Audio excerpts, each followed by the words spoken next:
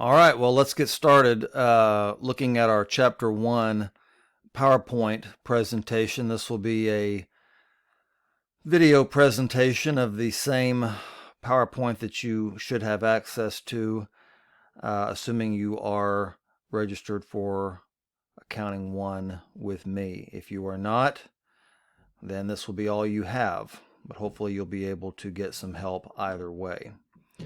All right, so let's look at some learning objectives for this chapter, and I want to warn you in advance that the assumption that we're going to make is that you don't know anything about accounting, and that may initially make it sound as if the material in this chapter is going to be very, very basic. And while that might be true, the other part of that is that there's a whole lot of information in Chapter 1, really in the first few chapters of any accounting textbook. So if you find that you are feeling somewhat overwhelmed, do understand that that is somewhat normal. So we have these 5 objectives. If you're registered for a class with me, your chapter homework will cover all of these objectives most of the time. So we're going to go through all of these things and we're going to get right to it. Do notice that the accounting equation is bolded here, so that objective 3 is a big one. All right, so let's talk about, slide says, the nature of business and accounting. And so we want to understand that when we talk about accounting, regardless of what your major is, all financial performance data, all planning information such as budgets and so forth, we're going to use accounting to do that. So if you're a marketing person, a management person, a finance person, anything else I may have left out, it doesn't matter. The financial data for any business organization is going to be the language that we're going to be using is an accounting language. So you will often hear the phrase that accounting is the language of business. So it says here, a business is an organization in which resources such as materials and labor are assembled into processed goods or services, whichever, depending on what type of business we have. And the objective of these businesses, the reason that we're taking these items and we're making a finished product or providing a service, is to earn a profit. Okay? So,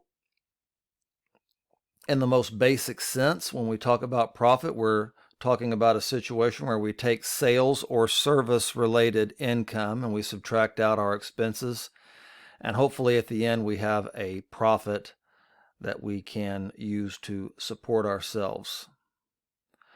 There are different types of businesses, and again, regardless of what we're talking about, the objective is to earn a profit. So we have a couple of examples of some service-related businesses.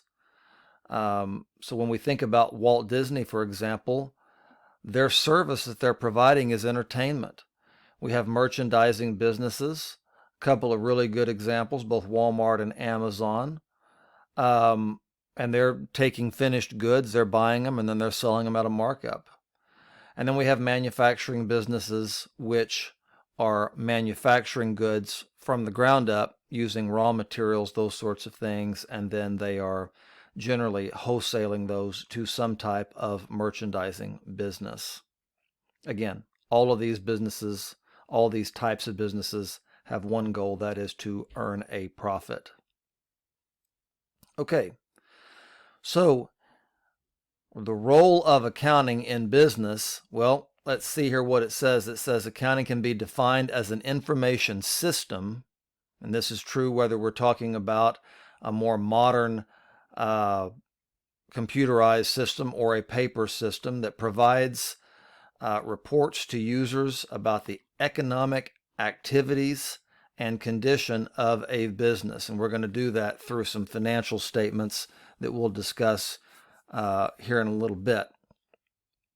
It says the process by which accounting provides information is as follows. We're going to identify the users of information.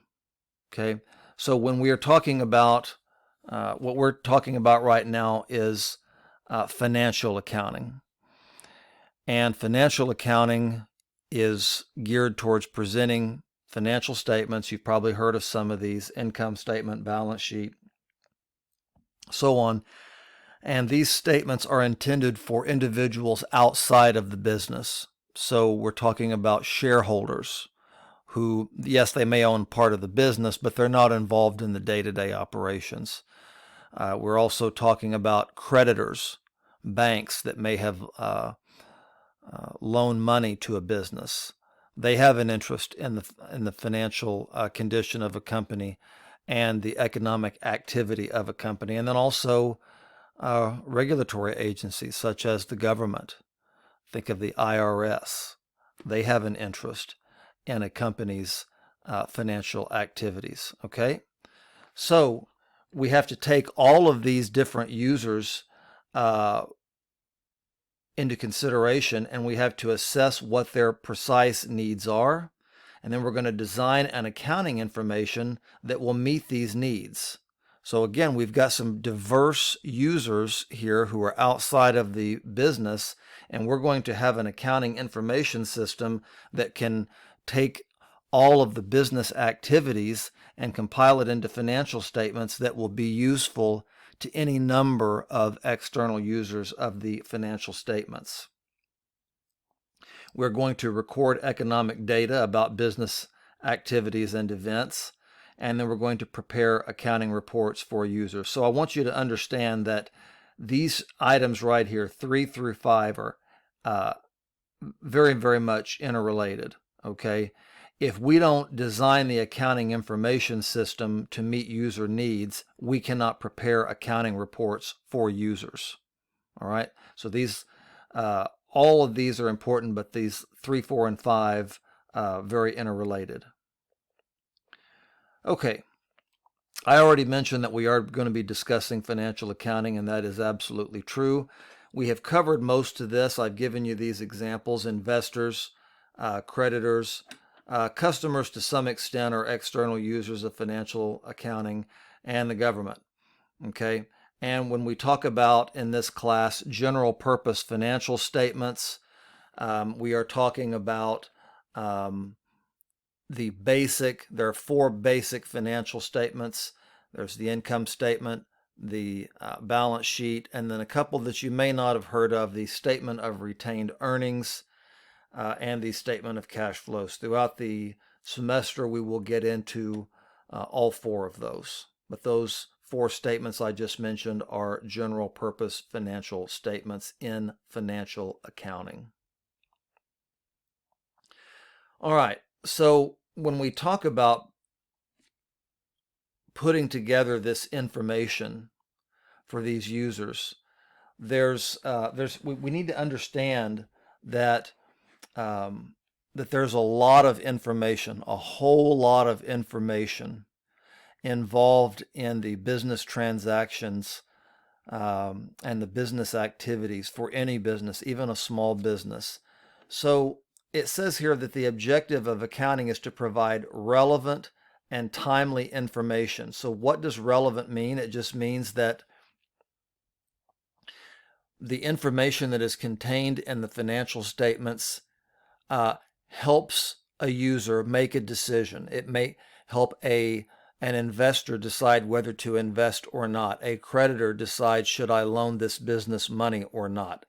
A regulatory agency decide, is this company playing by the rules, yes or no? And this information also needs to be timely. Okay, information can be relevant, but if we're not getting it in time, well, that diminishes the value of the information. Okay, and it also says that accountants should act in an ethical manner. If we don't have any ethics involved. It says ethics are moral principles that guide the conduct of individuals.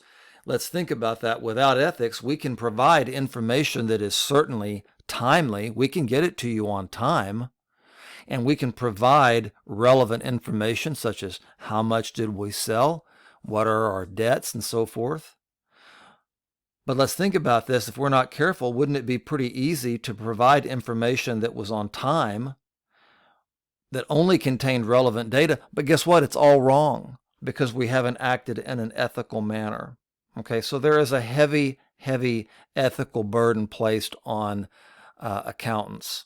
Okay, because those people outside of the accounting department need to know that they can look at the numbers the accountants have compiled and trust those numbers at least as much as that is possible in the modern world.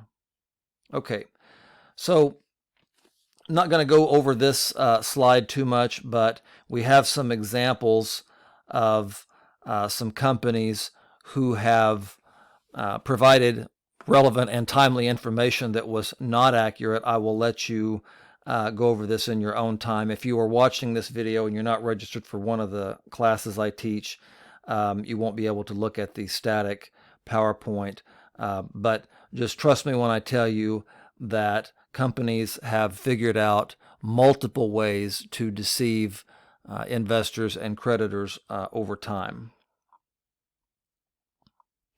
So it says, with regard to the managers for the companies on the previous slide, it says what went wrong for these managers, and it says to answer the question, we're talking about some factors that cause companies to act unethically, and when a company acts unethically, that is generally going to show up through the accounting department and ultimately through the financial statements.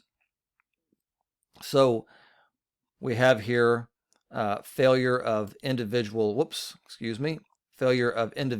character, a culture of greed and ethical indifference. A lot of times these individuals who are in charge of these companies, they get used to making a whole lot of money, and they don't want to do anything that will upset that apple cart. Pressure. These companies are sometimes under tremendous pressure to meet market expectations. Financial analysts might say, we expect you to grow by 5% over the next 3 months. And companies, if they only grow 2%, they feel a pressure to doctor the numbers sometimes. Otherwise, the stock price will go down. Let's see here. Number 4 is opportunity. If adequate laws and restrictions are not in place to help monitor these companies, well, that can provide the opportunity for some of these individuals up here in numbers 1 and 2 to flourish. And then finally, rationalization. One of the biggest problems with accounting scandals historically has been that a company will doctor their numbers on kind of a temporary basis because their rationalization is that, hey, we had something really bizarre happen this past quarter and it's never going to happen again. So rather than destroy the company and have a bunch of people lose their jobs, we're gonna lie a little bit about our financial performance now to protect our employees and so forth, and then over the next 3 months after that and going forward, everything is going to be great. And that's not the way that it always works out. Okay, so real quickly, we have a couple of items here. The Sarbanes-Oxley Act came out at the turn of the century, and this was designed, it was a measure by Congress that was designed to hold company executives more accountable for the accounting practices within their company. Oftentimes, CEOs of large companies don't know much about accounting. The Sarbanes-Oxley Act said gave the government more power to monitor companies that sell stock on the open market, what we call publicly traded companies, and also increased the responsibility of high-level, what we call executives, to certify that the data contained in financial statements is true. Okay, and then we also have some information about the PCAOB, which is the enforcement arm for the Sarbanes-Oxley Act. All right, so continuing with our discussion of ethics in accounting and business, it says we have some guidelines for behaving ethically. And we have to be careful here because we want to be objective. We don't want to be subjective. It says identify an ethical decision by using your personal ethical standards of honesty and fairness. Well, that's only step one. And notice that this is the only one that's not highlighted because 2, 3, and 4 are the most important. But if we do number 1, we can move down to number 2 and we can say, okay, what are the consequences of the decision that I'm about to make on others who may not have the ability to make that decision? We should also consider our obligations and responsibilities to those who will be affected, i.e., investors, creditors, regulators, and then make a decision that is ethical and fair to all those affected by it. Okay, and if we do that, we can probably say at the end of the day, okay, we've made a good, solid, ethical decision. All right, real quickly, and then we're going to finish this video up because it's getting rather long. In the United States, we have what are called generally accepted accounting principles, otherwise known as GAAP. For the United States, we would call it US GAAP.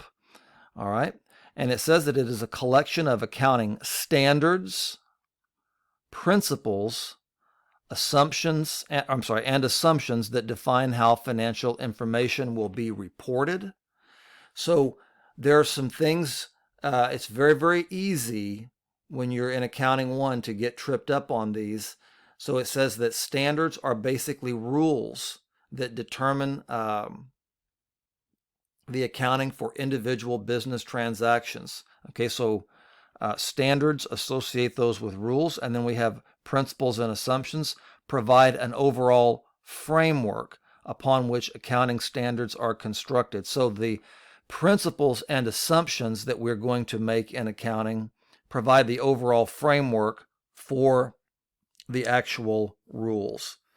And then finally, we have a list here of some of the accounting bodies. We're not going to talk too much about this last one here, but we do want to acknowledge what is referred to as the FASB, Financial Accounting Standards Board, and they have the primary responsibility for developing accounting principles. The Securities and Exchange Commission, or the SEC, has ultimate authority over all accounting and financial disclosures for companies whose shares of ownership are traded and sold to the public. So FASB deals with all accounting principles in the United States. The SEC is the governing body for what we call publicly traded companies, Ford Motor Company, Amazon, and so on. All right, let's wrap this video up, and we'll move on to the next set of slides after this.